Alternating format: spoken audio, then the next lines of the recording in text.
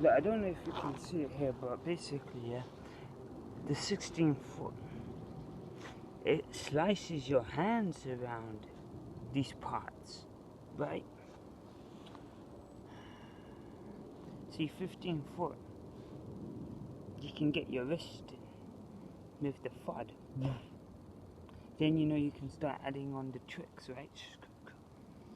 But around 16 foot, oh god. 5 to 6 meter range, you're talking about 16 foot, right? Which is what, like 15 foot is about, let's say, 4 to 5 meters.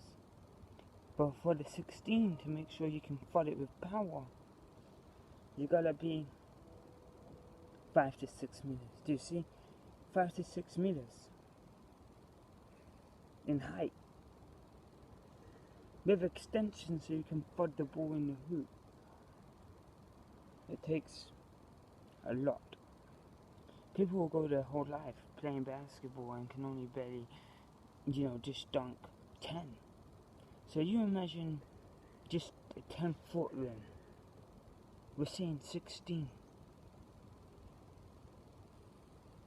Look at that. That's a lot of feet. That's a lot of feet high. It's 6 foot higher.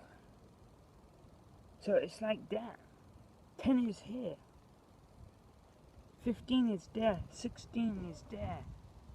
That's that little bit of space here is the difference. In the end, I'm really impressed in myself. I mean, wow. 15, okay, yeah. But now 16 also.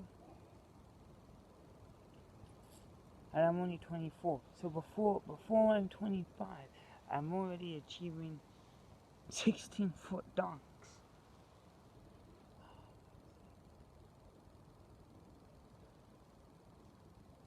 Wow. You see, this is what I'm saying. I could stop playing basketball anytime. I could be anywhere around the world and I could just go, yeah, 16-foot dunker, 15-foot dunker. Don't believe it? Here's the picture, here's the video. You can't argue with that. But like I said before, 16-foot dunks start tearing your muscles and your body, start pulling and clenching it, ripping it apart, because the power is ridiculous. To give you another kind of perspective here, imagine this. You go to the gym, right? You go to the gym. You must be able to bench press 1,000 pounds. If you can bench press 1,000 pounds, right, and you can bench that, then why can't you just lift your body, which is only about 300-400 pounds maybe? But even if your body is 100 or 270 pounds, and you're bench pressing 1,000 pounds, which one's harder? It's harder to move 1,000 pounds than it is 200 pounds. So you need to be able to not just get pushing power. You need to get lifting power. You have to be able to use that same power which pushes that 1,000 pounds of a force, and you must activate your muscles to push up. So your body, you say, okay, say your body is 500 pounds. To lift a 500-pound body, you need the force which is equal or greater than the 500 pounds to lift it, right? So if you're 500 pounds, why the fuck can you not do a 500-pound vertical push-off? Do you see what I'm saying? Metrics. They don't teach you this.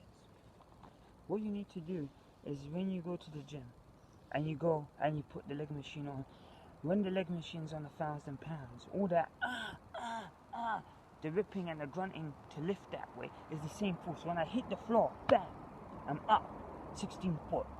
I use 500 pounds worth of force to take me up, right?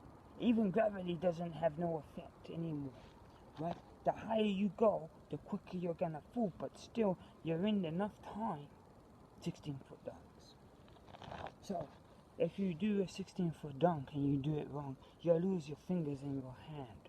Because Sevicans always put the blade at the top of the rim so no one can dunk it. That's why dunking, you have to make sure you're not just going up, you're going right over elbow and armpit.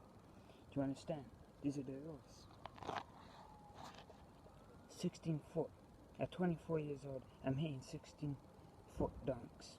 That's the equivalent of putting my face now over the double-decker bus. Because say the double-decker bus is 16 foot, my face has to be at the top bus window. And now, because I'm getting the 360s and windmills on the 16 foot, I'm getting about this much over the double-decker bus. Granted, it takes a fucking lot to get the height, but it's doable. It's doable just as I did that doable basketball shot. 16-foot dunks are now, they're gonna be now the new standard. It was 15 foot when I was doing 15, but now we're sitting at 16.